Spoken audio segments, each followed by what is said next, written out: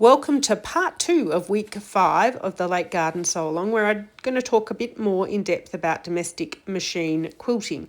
I do all straight lines, and I just wanted to show you a little bit of my setup. I have that quilt over my right hand shoulder and I feed it through. So the end of my table takes the weight of the quilt and my shoulder keeps the rest of the quilt in place, ready to feed through.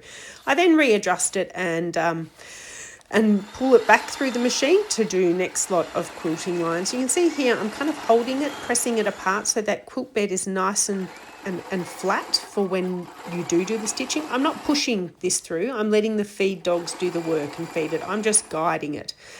When I've done the first lot of lines, I kind of like to secure it first. I'll then take it out of the machine to lie it down and set it up to go again. I want it to be nice and flat and nice roll to be able to pass over my shoulder. So you can see here I've done the first lot of quilting. There's big gaps between those, but that kind of secures it. Now I'll go back and fill in the first lot of gaps.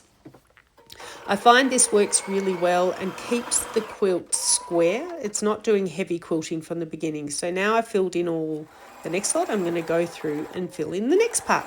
So it's all about securing and then filling in the gaps and then filling in the gaps. If you've read my newsletter, you'll see here as I'm coming up closer, I'm now up to the next stage where I'm going to fill the final gaps that go in between these ones. I talk about red lines, then yellow lines, then blue lines, and then green lines. And kind of by doing all the red lines first, and then by doing all the yellow lines, you secure each step, and then you go back and fill in. And I find that doesn't mean the front or the back pull, and it gives you a really flat quilting surface with no puckers, which is what we're after. And so you can see it is physical. It is physical, pulling that over your shoulder, but having the table in front really helps, or somewhere for the quilt to go.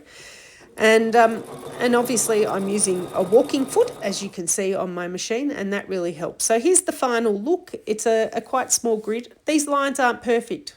Look closely, you'll see there's wobbles. But the all-over effect when you step back is a really lovely quilting texture, which is what we're after. And I love it. The cross-hatching is one of my favourites. And if you look at the side here, just remember, if you do cross-hatching, remember you've got the binding to go on the edge too. So you want to leave 1/4 inch. So that's it for my machine quilting tips. There's more in the newsletter. If you want to sign up, you can get that, even if you haven't done the sew along. But I hope you've enjoyed my tips.